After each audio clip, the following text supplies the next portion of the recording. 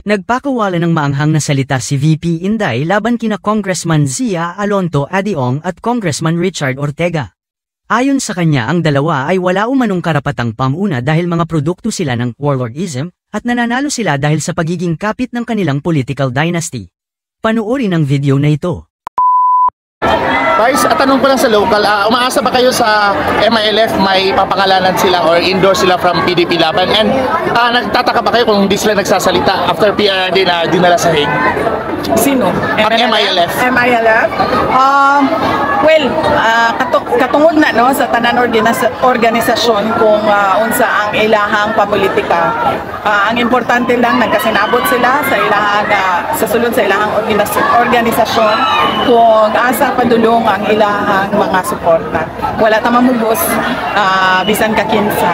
Kita nagapresenta lang sa katauhan kung paunsa sila una magpili og mga leaders base lang sa historical mistakes nato in choosing our leaders. And next is wala sila nabanggit about after your father na straight na vote sa PDP, sa Duterte Senators. VP, according kay Congressman Adiong Salanao po, urge Vice President Sara Duterte to stop her shame campaign against administration candidate and call on a political leader to restore decency, dignity, and civility in the conduct of electoral campaign. Anong reaction mo dito? Okay, pahiram ko sa mga po dito. Kaya Adjong na dito. Adjong, shame campaign against the administration. Called on all political leaders to restore decency, dignity, and civility in the conduct of electoral campaigns.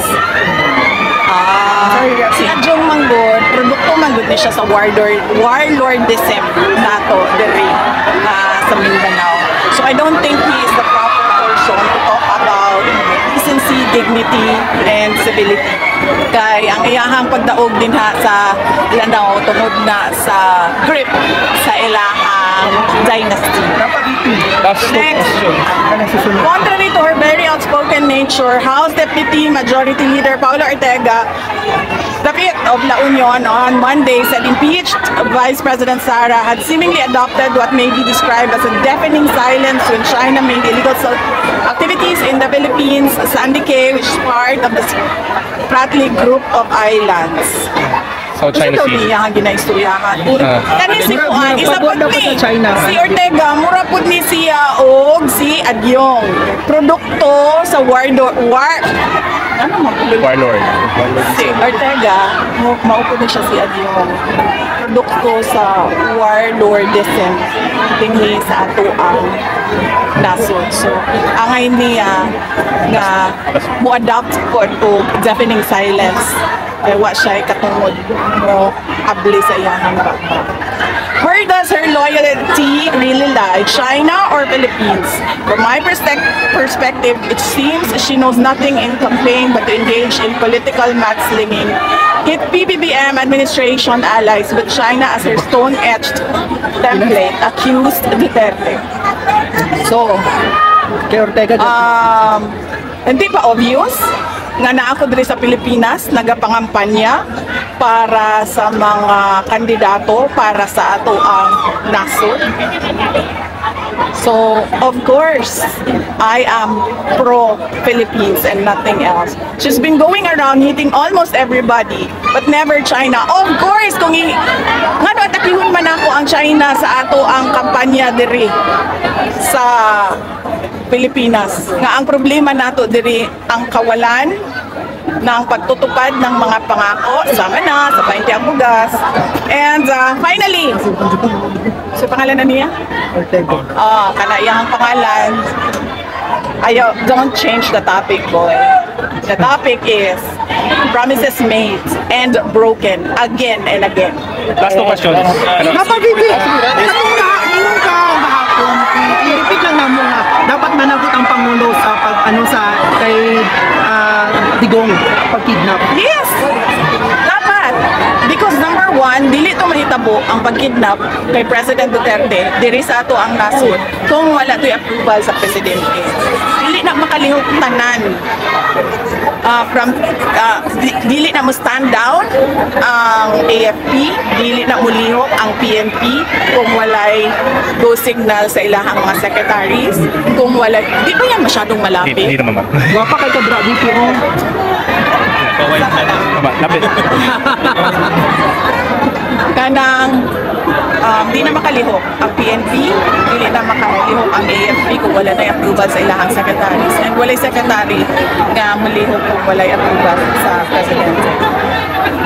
And yes, dapat siya managot kasi that is an impeachable offense. It's a culpable violation of the Constitution and betrayal of public trust because they allowed a foreign jurisdiction to intervene in our national sovereignty. We did not have any obligation to cooperate with the ICC because we already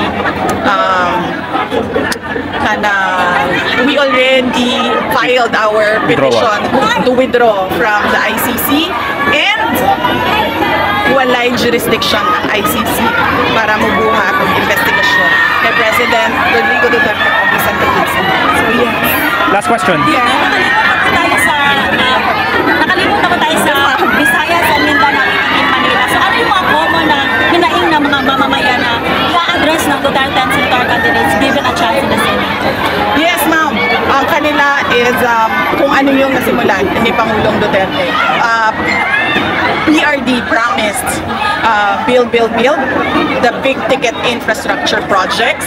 PRD promised peace and order sa ating bayan. And naturally, when there is peace and order, development o kalambuan, kaunlaran ay sumusunod din.